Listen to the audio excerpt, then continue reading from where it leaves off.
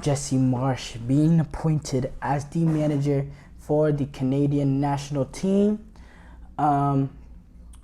This is a managerial position that's been opened for a minute. The last manager was John Herdman, who left the Canada national team to take on Toronto FC a while back. I believe this came in August 28th, 2023. It was around August 28th, 2023. This is a Canada national team that's been in turmoil, not with the national team itself, but the federation having financial issues, having it's just been a humiliating time for them. Ever since the 2022 World Cup, there's been a huge problem federation-wise, and it's sprinkled. And for me, that decision from John Herdman came out August 28th, 2023. We're now sitting here May 14th, 2024, and now is when Canada national team wants to make that hire of a Jesse Marsch, who has been available for a long time. So that is a very questionable, for me, very, not questionable decision, but questionable timing. And they open up the Copa America June 20th, and that's literally a month and 6 days for now that Jesse Marsch has to prepare with this Canada national team. He has 2 friendlies to prepare them with against teams like the Netherlands and France. But this Canada national team, federation-wise, they're not a properly run organization. And the fact that they waited this long to make the hire, and they make this hire a month before the Copa America, it's kind of setting up Jesse Marsch a little bit for failure. And I'm really surprised he was willing to take this proposition, because of the fact, he's kind of set up for failure only having a month with the team. Maybe he's thinking he could come in real quick, employ his system really quick, and he can get, he can make it work. But they open up the tournament against the reigning World Cup champions. The reigning World Cup champions, they open up the tournament. And they also play Peru and Chile. They're the worst team in that group. Let's just be real. They are the worst team in that group. Peru is a team with quality, class. They play very good football. They have quality. Chile, too, they have a few players here and there. They've been decent. The World Cup qualifiers, they've both shown some good signs in certain games. So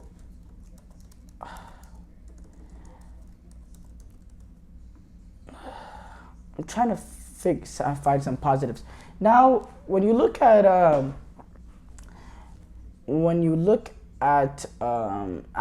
Peru, this qualifiers, they have 2 draws and 4 losses. They're on the bottom, so they have not shown. Maybe I was thinking of probably Colombia. Actually, Peru has not been that great. Chile, they've been a little bit better, but there's still 2 teams, that generally do have quality in their team.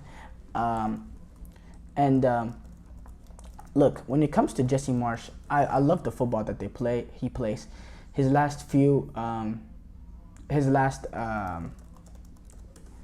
managerial job has not been the greatest, what he did at Leeds.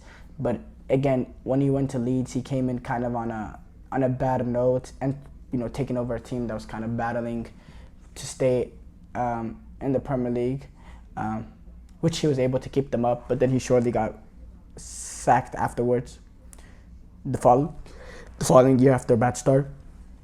But again, he plays similar football to like the German Austrian way of high press, Gegen football, pressing up high, winning the ball high, and then finding one ball with a cutting edge to play in, a striker or a winger, and then really benefiting off not really having a creative guy in midfield, but mostly relying on your ability to win the ball with your press in dangerous areas, then being able to have cutting edge and be clinical off that, and playing a very, very high line to to close off the gaps between the pressing and the defending, to not have a huge gap in between. So the football, the system, all that is great, but to play that kind of football, you need time with your team to gel them together, to like Ralf Rangnick at Austria. When you look at it from an international point of view, he had time entering these Euros to really build his team, and they came in with good form. Jesse Marsch, he doesn't have that. So I don't see much success for Canada Copa America. Maybe they're looking at this this is a 2020 cycle hire, and they just wanted to bring him in now so he could start getting familiar with the team and use the Copa America as the first experience.